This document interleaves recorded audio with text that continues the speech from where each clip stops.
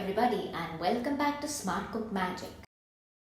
Cheesy pizza bites. These tiny balls, they taste just like pizza with all its flavors, but then I've used the main ingredient here as chickpeas. In this recipe, I have used chickpeas, capsicum, some flavor enhancing powders, onion powder, garlic powder, and the usual ingredients, that is some dried herbs, cornflour, a little bit of chili garlic sauce, and of course the mozzarella cheese.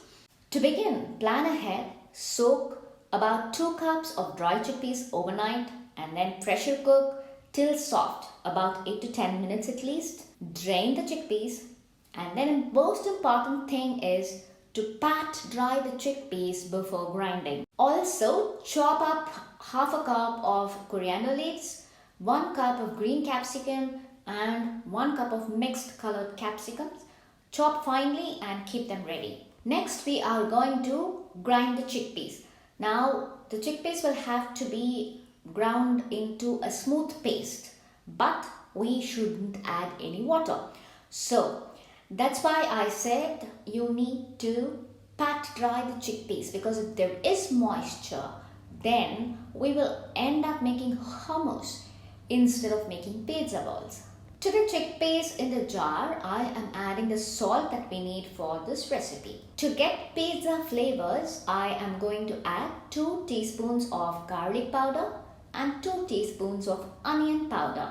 I'm next going to grind this into a smooth paste without adding any water. This is how my paste looks like. To this, I'm going to add the other ingredients one by one. Half a cup of chopped coriander leaves, 1 cup of finely chopped green bell peppers, 1 cup of finely chopped mixed colored peppers. You can also substitute 1 cup of peppers with 1 cup of boiled sweet corn if you like. Next, we are going to add some more substances to create these pizza flavors. First, I'm adding a teaspoon of red chili flakes. Red chili flakes, you don't have to go and buy them at the store. Just take a few dry red chilies in a mixer jar and crush them into a coarse powder.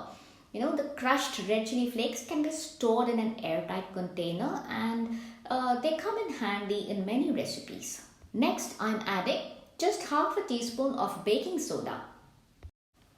Using some dried herbs now, 1 teaspoon of dry basil and 1 teaspoon of dry oregano.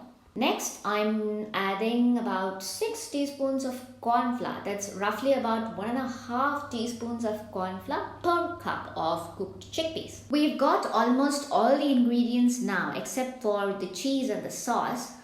Everything is come now together in this bowl. Now we're going to mix this thoroughly but gently. So I'm just using my fingers and giving this a thorough mix.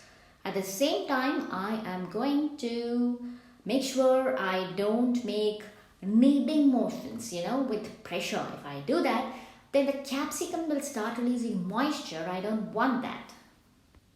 The ingredients get thoroughly mixed. They are smooth and, see, I'm able to hold it also well. So I'm stopping here. Do not overdo this part.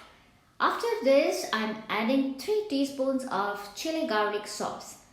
This is again optional. If you want to add the chili garlic sauce, you do, or you can even add 3 teaspoons of pizza sauce if you want. After adding the chili sauce, just use a spatula or spoon to mix it in. And then finally, we are going to add the mozzarella cheese. I'm using 2 cups of shredded mozzarella cheese here. Remember something, just take out the cheese from your refrigerator. At this point, don't take it and keep it on your countertop. Once again, after we put the cheese into the bowl, we have to mix this. Incorporate the cheese uniformly into the chickpea mixture.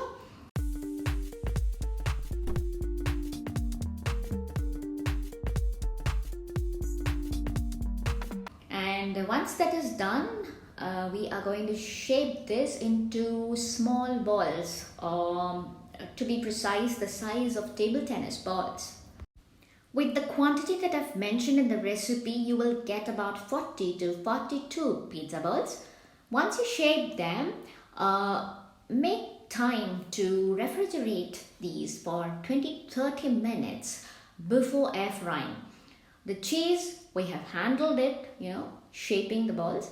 So it is better to cool them again in the fridge before putting them into the air fryer. If you love this recipe, don't forget to share it with your friends and family. And if you haven't subscribed, do subscribe now and stay tuned. Meanwhile, take about quarter cup of milk in a small bowl and spread about half a cup of panko breadcrumbs on a plate. Once you're ready to air fry, take your pizza balls one by one, dip them in the milk and then roll them on the breadcrumbs. Very lightly coating the pizza balls here because the cheese would otherwise stick to your air fryer basket. Some of you may be wondering what are panko breadcrumbs. Panko breadcrumbs are made from white bread without the crust, so they are lighter and in fact they absorb less grease and they also stay crisper for longer than your regular breadcrumbs. Of course, if you don't have panko breadcrumbs, you can use the regular breadcrumbs in this recipe. Next, just lightly grease your air fryer basket and arrange these pizza balls in a single layer. We don't have to apply any oil on the pizza balls itself. These will just go in at 170 for 6 minutes initially. You open, just wait for a few seconds before you turn the balls one by one over to the other side as far as possible and then put them back in at the same temperature, 170 for just 3 minutes.